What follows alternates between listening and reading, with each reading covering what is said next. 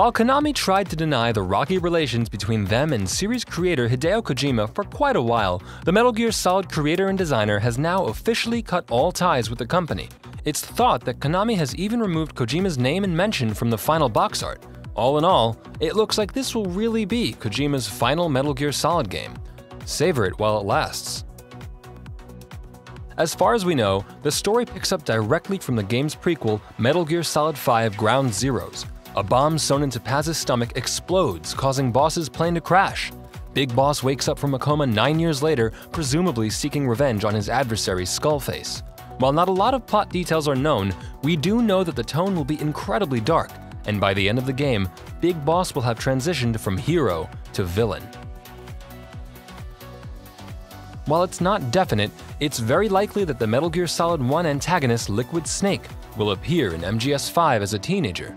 The character named Eli who appears in the trailer bears a shocking resemblance to him, and the timeline seems to match his rough age. It's possible that Solid Snake will also appear in the game, and it's likely these two will play some large role in the overall story.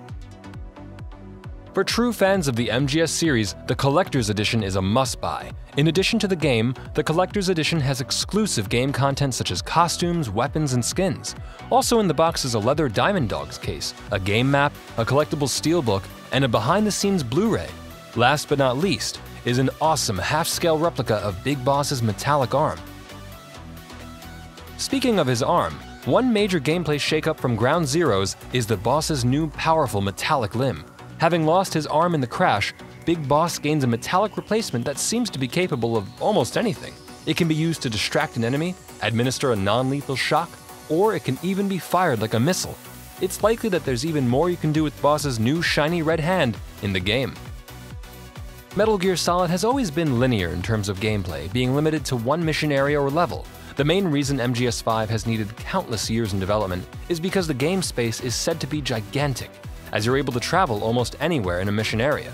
This newfound freedom and exploration in a Metal Gear Solid game lead many people to believe MGS5 may be the game of the year. The game no longer plays out like an extended story stitched together with tediously long cutscenes. This time, you can tackle your missions in any order you choose, similar to MGS Peace Walker, and there's lots of side missions and optional content which help you expand Mother Base even further.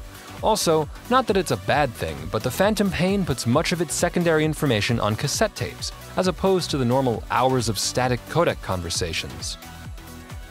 While Ground Zeroes was fairly limited in its choice of weaponry, the Phantom Pain offers a massive array of new gadgets to play around with. The Phantom Cigar allows you to speed up time, choosing exactly when to infiltrate a base. The infamous cardboard box returns to hide you or even pose as a decoy. The Fulton recovery system is also returning, allowing you to send objects, enemy soldiers, or even goats back to your base so you can recruit them to your cause. You can also now switch items mid-mission, and there's numerous ways to travel around the mission field.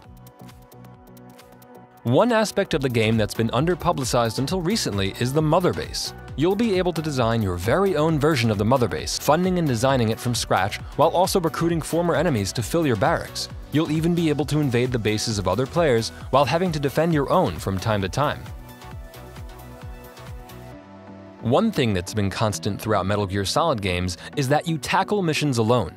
This time around, you'll be able to take one buddy along with you each time to offer you various types of support. There's also a catch. If your buddy takes too much damage or is captured by the enemy, they'll be out of commission permanently. Either way, the buddy system is likely to shake up the MGS experience completely.